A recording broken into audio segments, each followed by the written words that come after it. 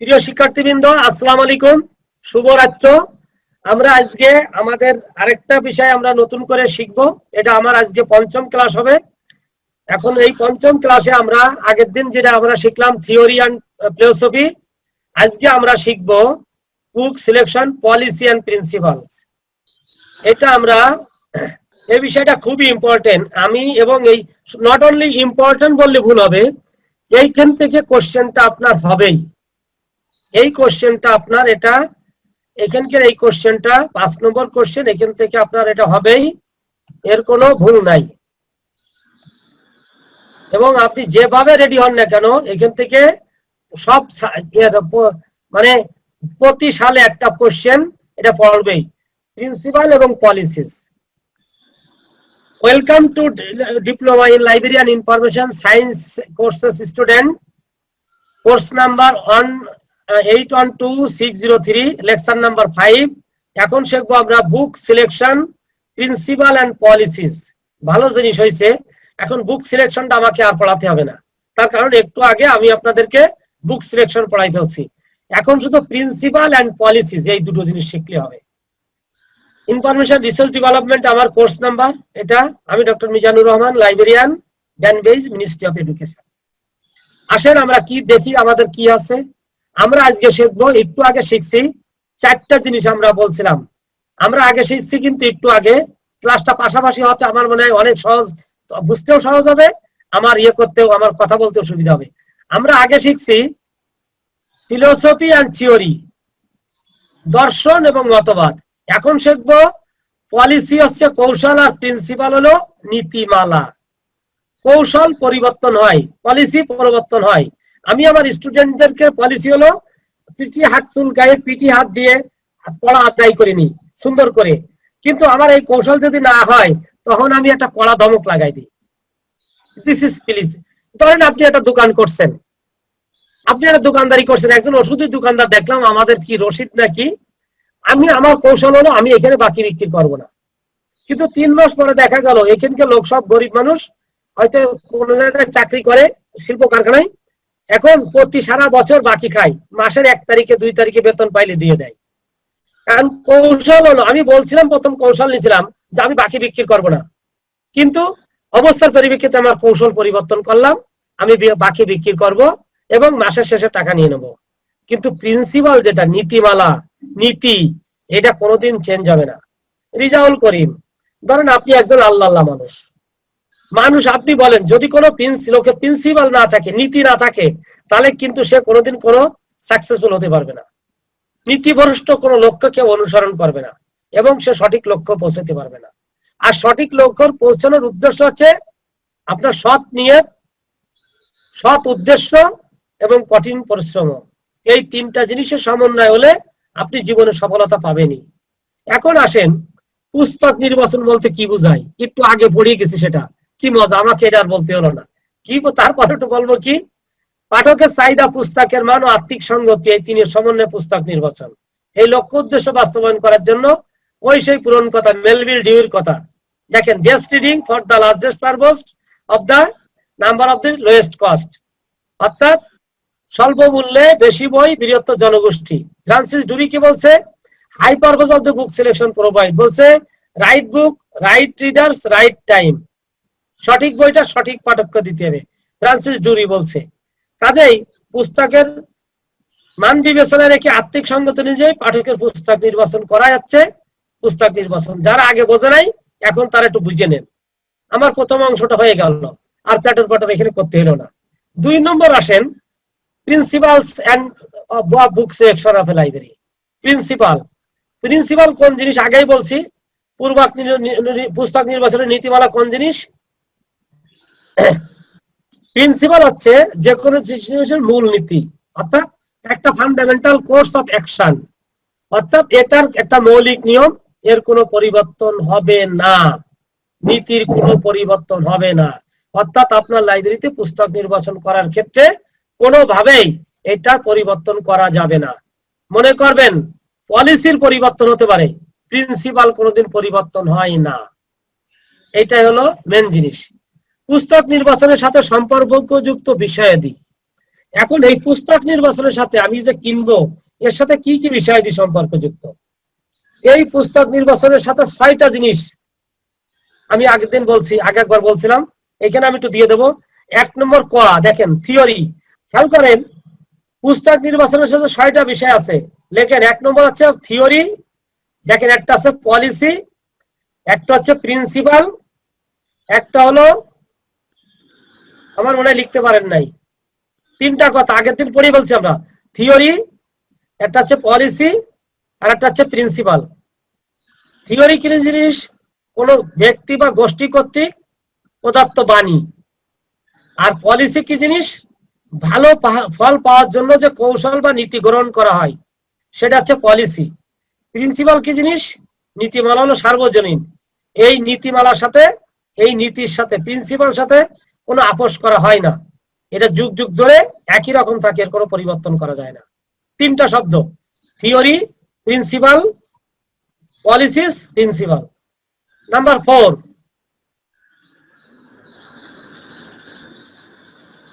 Number 4 একটু লেখেন, should be consider, বাংলায় বিবেচ্য বিষয়। বিবেচ্য বিষয়, বিবেচ্য বিষয়, শুড বি কনসিডার একটা বিবেচ্য বিষয়। 4 নম্বর পয়েন্ট হচ্ছে বিবেচ্য বিষয়। নাম্বার 5 একটা হচ্ছে প্রসেস, বুক সিলেকশন প্রসেস, প্রক্রিয়া। নাম্বার 6 মেথড, পদ্ধতি, মেথড বা পদ্ধতি। 6টা জিনিস তাহলে কি হলো জায়দা? আমরা 6টা জিনিস কি শিখলাম? একটা শিখছি থিওরি, একটা লিখছি ফিলোসফি, একটা বলছি পলিসি, একটা বলছি প্রিন্সিপাল, একটা বলছি শুড বি কনসিডার বিবেচ্য বিষয়, আর একবার বলছি প্রসেস, আর একটা বলছি মেথড। এই 6টা জিনিসের ভিতরে 4টা আমরা আজকে শিখে ফেললাম। আগে পলিসি এবং প্রিন্সিপাল, না সরি, আগে শিখছি থিওরি এবং ফিলোসফি শিখছি, এখন আমরা শিখে ফেলবো পলিসি এবং প্রিন্সিপাল। এই 6টা জিনিস, এই টার্মগুলো পুস্তক নির্বাচনের কার্যক্রমের সাথে সম্পর্কযুক্ত। এই সম্পর্কযুক্ত বিষয় যদি আমি জানতে পারি, এই 6টা টপিক যদি আমি জানতে পারি, তাহলে এই 6টাকে সামনে রেখে যে পুস্তক নির্বাচন করা হবে, যা কিছু অনুসরণ করবে সেটাকে বলে পুস্তক নির্বাচন। পুস্তক নির্বাচনের নীতিমালা কি জিনিস? নীতিমালা ওইটা হচ্ছে সুসংঘবদ্ধ একটা নিয়ম, যেটা অনুসরণ করে ওই সিদ্ধান্তটা বাস্তবায়ন করা হয়। এখন আসেন পুস্তক নির্বাচনের পলিসিটা কি। পুস্তক নির্বাচনের নীতিমালা সম্পর্কে সাধারণ বিভিন্ন জনে বিভিন্ন ধরনের মতবাদ ব্যক্ত করছেন, কিন্তু সব থেকে গ্রহণযোগ্য 7টা বিষয় আছে পুস্তক নির্বাচনের নীতিমালা। 1 নম্বর নীতিমালা হলো আপনি যেটা কিনবেন বেস্ট বুকস, উত্তম বই। 1 নম্বর পয়েন্ট লেখেন। 1 নম্বর পয়েন্ট আছে, অনেকগুলো পয়েন্ট লিখতে হবে, দ্রুত আমাদের ইয়েও শিখতে হবে। 1 নম্বর বলছে বেস্ট বুকস, উত্তম বই। উত্তম বই অর্থাৎ নীতিমালার কোনোভাবেই যে সাবজেক্টের বই কিনবেন ওটা বেস্ট বুকস, উত্তম বইটা আপনি কিনবেন। নাম্বার 2,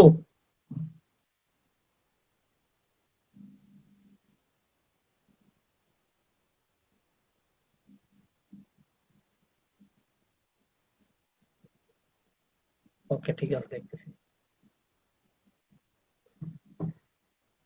2 নম্বর হলো এই বেস্ট বুকের ক্ষেত্রে 3টা বিষয় জড়িত আছে উত্তম বইয়ের ক্ষেত্রে। এই উত্তম বই যদি কিনতে চান, এর নিচে 3টা সাব পয়েন্ট বুলেট দিয়ে লেখেন। একটা হচ্ছে বিষয়ের মূল্যায়ন করতে হবে, একটা চাহিদার মূল্যায়ন করতে হবে, আর একটা হচ্ছে পরিমাণগত দিক করতে হবে। অর্থাৎ যে সাবজেক্টটা করতেছেন সেটা মানসম্পন্ন কিনা, সেটার চাহিদা আছে কিনা, থাকলে তার কতগুলো চাহিদা আছে। 1 নম্বর পয়েন্ট হলো এটা। এই বেস্ট বুকস এর নিচে দাগ দিয়ে এই 3টা শব্দ লেখেন, ড্যাশ দিয়ে দিয়ে। বিষয়ের মূল্যায়ন, এই ব্যাপক সেন্টেন্স লেখার দরকার নেই, এর সাথে 3টা উপাদান, একটা বিষয়ের মূল্যায়ন, চাহিদার মূল্যায়ন, আর পরিমাণগত বিষয়। নাম্বার 2, এই 3টা বিষয়কে লক্ষ্য রেখে গ্রন্থকারী বিচার করবেন যে কোন বইটা তার প্রয়োজনীয় আর কোনটা অপ্রয়োজনীয়, কোনটা কিনবে আর কোনটা কিনবে না। নাম্বার 2 বলছে পজিটিভ ইউজ, স্বাচ্ছন্দ্য ব্যবহার। এখানে স্বাচ্ছন্দ্য ব্যবহার বলতে বোঝানো হয়েছে যে বিষয়টা সবসময় মনে রাখবেন আপনার জীবনে, আপনার বাচ্চাদেরকে বলবেন, যারা সিনিয়র আছেন, যাদের ছোট ভাই বোন আছে, তাদেরকে বলবেন, বাবারে, যে জিনিসটা সবার সামনে দেখা যায় না সেটা দেখবা না, যে জিনিসটা সবার সামনে খাওয়া যায় না সেটা খাবা না, যে কাজটা সবার সামনে করা যায় না সেটা করবা না। আপনারা খেয়াল করে রাখবেন, পজিটিভ ইউজ হলো ওই জিনিস যে বইটা সবার সামনে পড়া যায়। কোন নেগেটিভ, আপনি দেখবেন আপনার বাচ্চার কাছে মোবাইলটা আছে, আপনি যেই ঘরে ঢুকছেন দেখবেন মোবাইলটা আসে হাতে রেখে দিয়েছে, অর্থাৎ ওই বাচ্চাটা এমন কোন জিনিস দেখতেছিল যেটা তার জন্য গ্রহণযোগ্য না। এই জন্য অভিভাবকদের এটা খেয়াল রাখতে হয়। এই ক্ষেত্রে, এই পজিটিভ ইউজের ক্ষেত্রে তিনটা বিষয় দেখতে হবে। একটা হচ্ছে উৎকৃষ্ট বই কিনতে হবে, 2 নম্বর হচ্ছে পাঠকের প্রয়োজন মেটাতে হবে, তারপরে তার ভিতরে শিক্ষণীয় এবং বিনোদনমূলক বিষয় যাতে থাকে সেটা দেখতে হবে। শুধু ড্যাশ দিয়ে পয়েন্ট কটা লেখেন, উৎকৃষ্ট বই, পাঠকের প্রয়োজন, আর তাতে বিনোদনমূলক এবং শিক্ষণীয় যাতে থাকে। নাম্বার 3, সরি, আবার 4 নম্বর আছে যে সব থেকে কোন বিষয়ের চাহিদা বেশি। একটা বিষয়ের চাহিদা কিন্তু বারবার আপনি যেন কিনবেন না। আর আপনি যে এলাকায় আপনার লাইব্রেরি, সেই এলাকার পাঠকের প্রয়োজন, পছন্দ এবং তার চাহিদা এবং তার আগ্রহ, তাকে এই বিষয়গুলোর মূল্যায়ন দেখে আপনাকে কিনতে হবে। লেখেন, একটু লিখতে পারেন নাই? বলছে শিক্ষণীয় থাকতে, বিনোদন থাকতে হবে, চাহিদা কোন বিষয়গুলোর বেশি চাহিদা সেটা দেখতে হবে, আর পাঠকের প্রয়োজন দেখতে হবে। একটা কথা করে লেখেন, একটা কথা করে লেখেন, তাহলে দেখবেন যে আপনার পরে পরীক্ষার আগের দিন শুধু একটা কথা দিয়ে আপনি একটা সেন্টেন্স বানাই ফেলতে পারবেন। Number 3, value. এখানে ভ্যালু বলতে ইম্পর্টেন্সই বুঝাইছে এবং যে বইটা কিনবেন তার গুরুত্বকে বুঝাইছে, তার মূল্যায়নকে বুঝাইছে। অর্থাৎ এখানে আপনার পুস্তক নির্মাণের সময় গুরুত্ব নির্বাচনের জন্য সে বলছে যে 3টা জিনিস এখানে দেখতে বলছে পুস্তক নির্বাচনের ক্ষেত্রে। 3 নম্বর পয়েন্টে 3টা জিনিস বলছে, কোন প্রকাশক বইটা প্রকাশ করেছে। মনে করেন আপনার বাড়ি অক্সফোর্ড ইউনিভার্সিটি যে বইটা প্রকাশ করবে তার গুরুত্ব কিন্তু একরকম, আর আমাদের নিউ প্রগতি যেটা প্রকাশ করবে তার গুরুত্ব আর একরকম। আচ্ছা, কোন লেখক বইটি লিখেছেন, যিনি বইটা লিখেছেন সেই লেখকের এই বিষয়ের উপরে কি কি দখল আছে, কি কি গুণাবলী আছে, কি কি যোগ্যতা আছে, সেটা আপনাকে দেখতে হবে। তারপর আসেন রচনার ক্ষেত্রে, লেখক কি ভাষা লেখা লিখছেন নাকি ওর ভিতরে ঢুকছেন। 4 নম্বরে 3 নম্বরে এই 3টে সাব পয়েন্ট লিখতে হবে। 3 নম্বরের কোনো আলোচনা লেখার দরকার নেই, শুধু এই কিওয়ার্ড কটা পরীক্ষার হলে লিখে দিয়ে আসবেন, খাতা ভরে যাবে। খাতা ভরার দরকার নেই, শুধু ফাঁক ফাঁক করে এই 3টা কথা লিখে দেবেন। যদি এই বিষয়গুলো যদি এছাড়া এডুকেশনাল এন্ড রিক্রিয়েশনাল বুক, ওই বইটার ভিতরে এডুকেশন এন্ড রিক্রিয়েশনাল ভ্যালু থাকতে হবে। এই 3 নম্বর গুরুত্বের ভিতরে এটা বলা হয়েছে। নাম্বার 4, 4 নম্বর পয়েন্ট বলছে কম বাজেট নীতিমালা। 4 নম্বর নীতিমালা বলছে আপনি বই কেনার সময় দেখবেন যে কম মূল্যে ভালো বই কেনা যায় কিনা। এখানে স্বল্প বাজেটে গ্রন্থ নির্বাচনের ক্ষেত্রে আপনার নেতিবাচক পড়তে পারে। আপনি নীলক্ষেত যাবেন কি বইয়ের মার্কেটে যাবেন, আপনি স্বল্প মূল্যে কিনতে গেলে কিন্তু আপনার বাজে বই হয়ে যাবে। কাজে এইখানে আপনি 3টা জিনিস খেয়াল রাখবেন। 1 নম্বর পয়েন্ট কি, পাঠকের চাহিদাটা আছে কিনা। নাম্বার 2, আপনি যেটা ক্রয় করতে গেছেন সেই কতগুলো বই, পাঠকের চাহিদা থাকলে সেই চাহিদা কতগুলো তাই দেখতে হবে। তারপরে বলছে প্রয়োজন যা আছে তার থেকে কম কিন্তু আপনার বাজেট। 1 নম্বর পয়েন্ট পাঠকের চাহিদা থাকতে হবে, যদি চাহিদা থাকে তাহলে কতগুলো চাহিদা আছে, আর যে চাহিদা আছে সেই চাহিদা অনুযায়ী আমার বাজেট আছে কিনা। নাম্বার 5,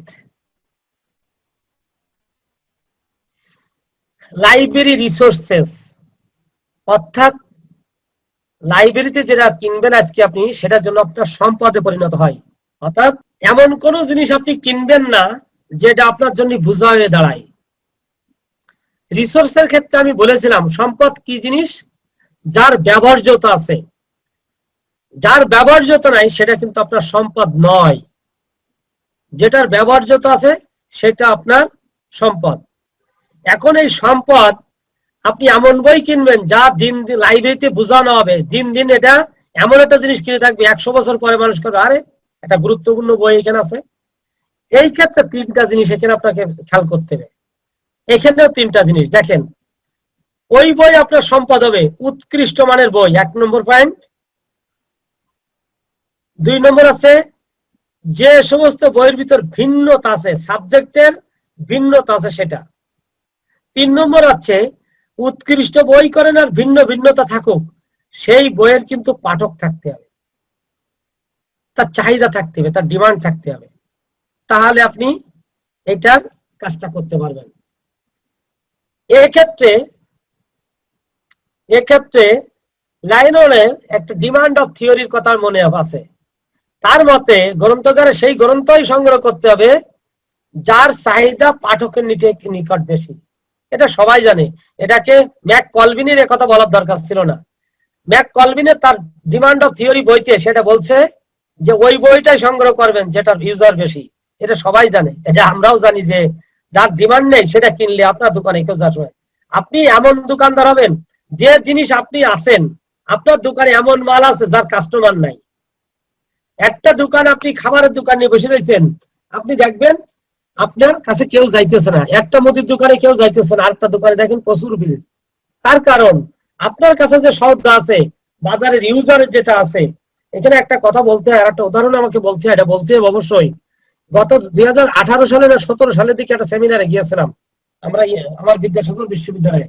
সৌমেন মল্লিক নামে আমাদেরকে দিছিল, একটা প্রেজেন্টেশন দিছিল। তার এটা ছিল এটা যে আমার বাচ্চা খায় না। সে দুটো ভিডিও দেখালো, ছোট বাচ্চা তার মা কিভাবে নাকে চাপিয়ে ধরে মুখে জোর করে দুধ কলা ডিম খাওয়াচ্ছে। আপনার বাসায় এরকম হয় প্রতিনিয়ত, দেখবেন আপনার বাচ্চা খাইতে চায় না, কিন্তু আপনি খেয়াল করবেন আপনার বাচ্চা বাসার থেকে বেরোয় যখন স্কুলে যায়, স্কুলের গেটের সামনে যায় না যে চাটনির দোকান আছে, আপনার বাচ্চা 5 টাকা নিয়ে ওই চাটনি খাওয়ার জন্য কিন্তু দৌড়ে যাই, ঝাঁপাই যাইয়ে পড়ে আপনার দোকানের সামনে। আমি আমার মেয়েকে স্কুলে নিয়ে গেছি, আমি একদিন গেলাম, আমি তাকে বেরোয় তার সাথে ফ্রেন্ডশিপের মতো বলতেছি, এইটে বয়সে তখন। আমি বললাম মা কিছু খাবি? কয় না, মানে মনে করতেছে যে আব্বু বকা দেবে, খাবো না। আমি বললাম না কি খাবি তাই বল না। মানে আমাদের প্রিপারেটরি, মোহাম্মদপুর প্রিপারেটরি স্কুলের সামনে একজন ঝাল মুড়ি বাসে নাম করে, আমি জানি সেটা। আমি বললাম চল একটু ঝাল মুড়ি খাই। যেই কইছে একটু ঝাল মুড়ি খাই, যে একটা হাসি সে দিল, এখন সে কি করলো, দৌড়ে ঝালমুড়ি দোকানের সামনে চলে গেল। সে তো খাইলো, তার যত ক্লাস ফ্রেন্ড আছে, বন্ধুরা আছে, 20 জন না 22 জন মিলে খাইলো। আব্বু খাবে, আয় তোরা সবাই চলে আয়, কি আনন্দ নিকাল। তখন আমি কইলাম এই যে তোরা ঝালমুড়ি খাইলে, এখানে 20 টাকা ঝালমুড়ি টক দিয়ে চাটনি দিয়ে, বাসায় তোর মা গ্রিল বানাই, মাংস দুধ ডিম, সেটা খাস না, তার কারণটা কি? আমার কথাগুলো বলা, কামরুল হাসতেছেন, কথাটা বলার উদ্দেশ্য এটাই, আপনি ডিমান্ড অফ থিওরি, আপনি লাইব্রেরিয়ান, আপনার কাছে কেউ যাবে না যদি আপনার কাছে পাঠকের প্রয়োজনীয় জিনিসটা না থাকে। আপনি দোকানদার, একজন দেখলে মেডিসিন বিক্রি করতেছে, মেডিসিন আলা, আপনার ওখানে কেউ যাবে না যদি আপনার যে মেডিসিন ইউজারের দরকার, গ্রাহকের যেটা দরকার, আপনি নিজেকে সেইভাবে ভাবেন, দেন আপনি এটা আগাইতে পারবেন, দেন আপনার এটা ডিমান্ডটা ফুলফিল হবে। নাম্বার 6 নম্বর পয়েন্ট হচ্ছে, যদি একাধিক কপি ডিমান্ড থেকে থাকে, তাহলে আপনি একই বইয়ের বারবার কিনবেন না, কিংবা কিনলে বোর্ড বাইন্ডিং, হার্ড বাইন্ডিং, এটা পাইরেটেড কপি, অর্থাৎ লুজ বাইন্ডিং কিনা যায় সেটা, অর্থাৎ সেটাকে অ্যাবরিজড এডিশন, সংক্ষিপ্ত সংস্করণ কিনে চালাবেন। তার কারণ মূল বই বারবার কিন্তু কিনতে গেলে অনেক টাকা আপনার লাগবে। এই জন্যই তো ওই বইটা স্টুডেন্ট এডিশন থাকতে পারে। অক্সফোর্ড ইংলিশ ডিকশনারি মনে করেন একটা বইয়ের দাম 40,000 টাকা, 42,000 টাকা অরিজিনাল কপির দাম, কিন্তু একটা 900 টাকায় পাওয়া যায় সেম বই স্টুডেন্ট এডিশন, আপনি সেটা কিনে নেবেন। দিস ইজ লাস্টলি নাম্বার 7, খুবই গুরুত্বপূর্ণ জিনিস। 4টা শব্দ এখানে দেখেন, আমি এখানে বলছি রিডার, ভাইভাতে জিজ্ঞেস করবে, ইউজার, একটা হচ্ছে ক্লায়েন্ট, একটা হচ্ছে প্যাট্রন, সবাইকে ব্যবহারকারী বাংলায় বলা হয়েছে। পাঠক, রিডার, পাঠককে যিনি আপনার প্রতিদিন আসে, আপনার কাছে রেগুলার আসে পাঠক, আর ইউজার হলো উনি আপনার লাইব্রেরিতে আসে না, এই রাস্তা দিয়ে যাচ্ছিল একটা লাইব্রেরি দেখে উনি এসে ঢুকলো, বলে ভাই দেন তো আমার একটা পত্রিকা দেন তো, আজকে বাংলাদেশ পত্রিকা দেখি। কিংবা বললো ঠিক আছে আচ্ছা ভাই আমি তো আসছিলাম আমার বাচ্চাকে স্কুলে দিতে, তার সময় আসলে আসলাম, দেখি আপনার কাছে হুমায়ুন আহমেদের দারুচিনির দ্বীপ বইটা আছে কিনা। উনি নিল, 10 মিনিট ব্যবহার করলো, উনি ফেরত দিয়ে গেল।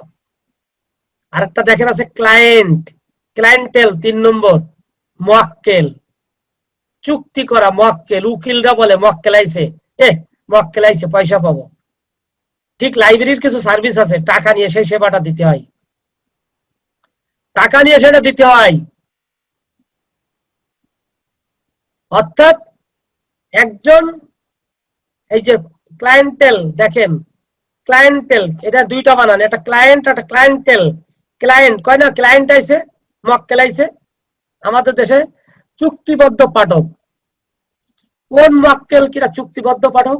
আপনার কাছে একজন ইউজার আসছে, সে এসে জানতে চায় যে নীলফামারী উপজেলার কিংবা উপজেলার উলিপুর উপজেলার কিংবা কুড়িগ্রাম জেলার উলিপুর উপজেলার 8 থেকে 12 বছর বাচ্চার লিটারেসি সাক্ষরতার হার কত? আপনি লাইব্রেরিয়ান কি সাথে সাথে দিতে পারবেন এটা? নিশ্চয়ই পারবেন না। তখন আপনাকে কি করতে হবে, আপনি একটা ফর্ম তাকে দেবেন, বলবেন যে আপনি এখানে লেখেন কি কি চাচ্ছেন, এখানে সই করেন, বলবেন যে স্যার এটা তো আজকে দেওয়া যাবে না, আপনি আমাকে 10 দিন সময় দেন। তবে হ্যাঁ আমি এটা দিতে পারবো, আপনার কিন্তু এতে 20,000 টাকা 30,000 টাকা খরচ হবে, কি 50,000 কি 1 লাখ টাকা খরচ হবে। আপনি লাইব্রেরিয়ান কি করবেন, উনি যা যা চাইছে এইবার একটা লোক নিয়োগ করবেন, কিংবা আপনার যে উলিপুরি ব্রাঞ্চ আছে তাকে ফোন করে বলবেন যে উলিপুর উপজেলা 8 থেকে 12 বছর যত বাচ্চা সার্ভে করে রিপোর্ট বানাইয়ে আপনি প্যাকেট করে 1 সপ্তাহ পরে রিডিং করে দেবেন। এইটাই হলো চুক্তিবদ্ধ পাঠক, অর্থাৎ যে সেবা সাথে সাথে দেওয়া যায় না সেটা। এখন আসেন প্যাট্রন, আরেকটা আছে, অর্থাৎ ওই প্রতিষ্ঠানের যারা সুবিধাভোগী, মনে করেন আমার ব্যান্ডের শিক্ষা মন্ত্রণালয়ের এইখানে যারা সুবিধাভোগী, সেটা আমার ফ্যামিলি মেম্বার হতে পারে, ওই স্টাফদের মালি থেকে শুরু করে ডাইরেক্টর জেনারেল পর্যন্ত যারা হবে তারা সবাই প্যাট্রন। এই 7টা জিনিস হলো পুস্তক নির্বাচনের মূল কথা, এবং এইটার কোনো পরিবর্তন করা যাবে না।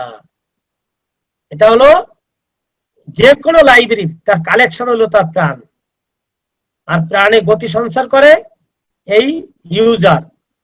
এই জন্য সবসময় আপনাকে ইউজারের ডিমান্ডটা দেখতে হবে, কোয়ালিটির বই দেখতে হবে, আর আপনার আর্থিক সঙ্গতিটা দেখতে হবে। এই 3টা যদি একসাথে সঙ্গতি বাস্তবায়ন করতে পারেন, এইটাই হবে পুস্তক নির্বাচনের মূল নীতিমালা। এখন আসেন আমরা শিখব একটু পলিসি। পলিসিটা মারিয়ে দিই, না সে তার হবে না, একটু দ্রুত লেখেন। পলিসি ঠিক প্রিন্সিপালের মতো অত কঠিন নয়। পলিসি হলো সময়ের সাথে পরিবর্তন করা যায়, সময়ের সাথে পরিবর্তন করা যায়। আপনি একটু কলম দিয়ে দ্রুত লিখবেন আপনারা। পলিসি হচ্ছে অনেকগুলো, এটা কম বেশি হতে পারে, কিন্তু প্রিন্সিপাল ওই 7টা। এই পলিসি গুলো আমরা, পলিসি হচ্ছে কৌশল বা শাসন প্রণালী, আর বুক সিলেকশনের পলিসি হলো কোর্স অফ অ্যাকশন। গ্রন্থকারের ক্ষেত্রে পুস্তক নির্বাচনের পলিসিতে পরিবর্তন হতে পারে। 1 নম্বর পয়েন্ট লেখেন, আপনার পলিসি যখন হবে, পলিসি বাস্তব পলিসি যখন তৈরি করবেন বুক সিলেকশনের, তখন লিখবেন গ্রন্থকারের উদ্দেশ্য। দ্রুত লেখেন, আমি আর সময় দেবো না, মোটের সময় কম। 1 নম্বর হচ্ছে গ্রন্থকারের উদ্দেশ্য 1। 2 বৃহত্তর জনগোষ্ঠীর সেবা, বৃহত্তর জনগোষ্ঠী। নাম্বার 3 কোয়ালিটি অফ বুকস, বইয়ের গুণাবলী। 3 নম্বর পয়েন্ট, 3 নম্বর পয়েন্ট কোয়ালিটির ক্ষেত্রে 3 নম্বর পয়েন্ট হচ্ছে বইয়ের গুণাবলী। নাম্বার 4 বুক রিভিউ, পুস্তক সমালোচনা। আপনি যে বইটা কিনবেন, ওই বইটা বাজারের আগে আসার আগে পত্র পত্রিকা, রেডিও, টেলিভিশন, কোন মিডিয়াতে কোন বিষয় বিশেষজ্ঞ দ্বারা তার রিভিউ বেরোইছে কিনা, মানসম্য স্ট্যান্ডার্ড মেনটেন করা হয়েছে কিনা, সেই বিষয়টা দেখবেন।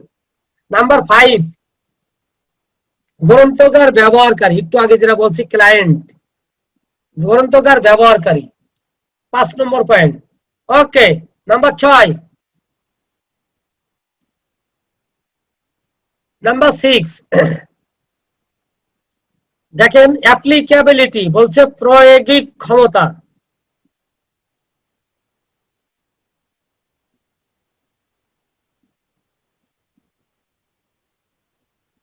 প্রয়োগিক ক্ষমতা। নাম্বার 7 ব্যবহার্যতা, একটা অক্ষর লিখতে এতক্ষণ লাগে। বুক সিলেকশন পলিসির 7 নম্বর পয়েন্ট হচ্ছে তার ব্যবহার্যতা থাকতে হবে। যদি তার ব্যবহার্যতা না থাকে সে জিনিস আমি কিনবো না। নাম্বার 8 বুক সিলেকশনের অ্যাপ্লিকেবিলিটি থাকতে হবে। আগে বলছে দেখেন, আগে বলছে প্রয়োগিক ক্ষমতা থাকতে হবে, ব্যবহার্যতা থাকতে হবে, আবার নির্বাচনের গ্রহণযোগ্যতা থাকতে হবে, অ্যাকসেপ্টেন্স থাকতে হবে। তারপরে দেখেন বলছে 9 নম্বর পয়েন্ট অনুমোদিত সংগ্রহ।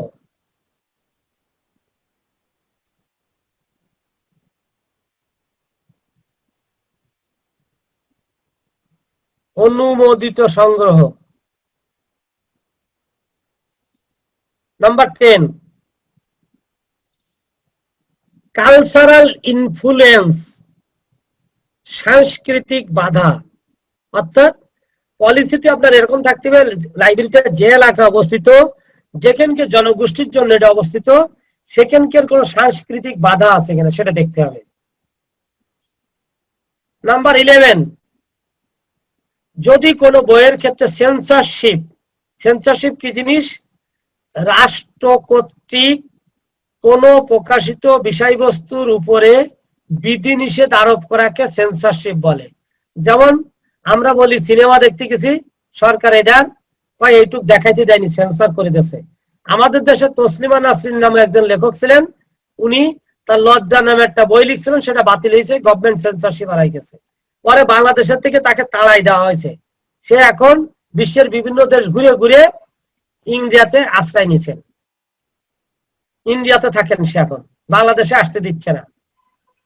কাজে এইরকম লেখকের কোনো বই লাইব্রেরিতে রাখা যাবে না, আপনার পলিসিতে সেটা উল্লেখ থাকতে হবে। নাম্বার 12 উইডিং, অর্থাৎ আপনার ছাঁটাইয়ের ব্যবস্থা থাকতে হবে।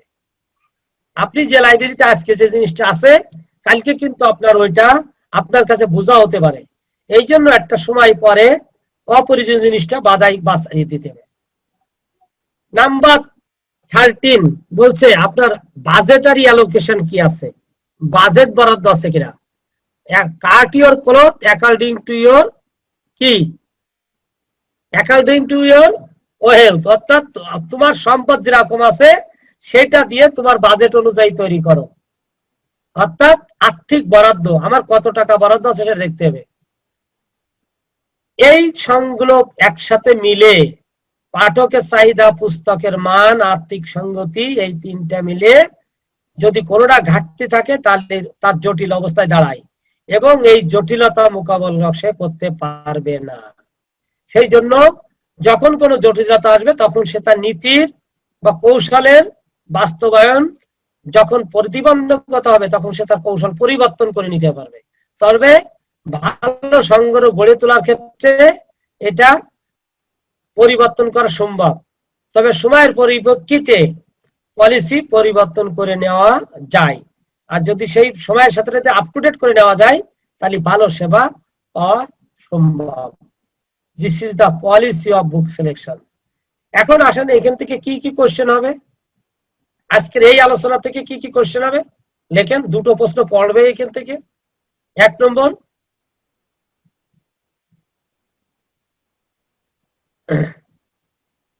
পুস্তক নির্বাচন বলতে কি বুঝো? একটি গ্রন্থকারের পুস্তক নির্বাচনের নীতিমালা আলোচনা করো। পড়বেই, এটা আউট করে দিলাম, 100% পড়বে। ওকে, 2 নম্বর প্রশ্ন, মহিদুল এর পরের দিন মশারি খুলে রাখবেন, পাশের থেকে এইসব দেখলে দেশ বিদেশের লোকজন দেখবে। 2 নম্বর হলো পুস্তক নির্বাচন বলতে কি বোঝায়? পুস্তক নির্বাচনের প্রয়োজনীয়তা কি? পুস্তক সংগ্রহের কৌশল বা নীতি বা পলিসি আলোচনা করো।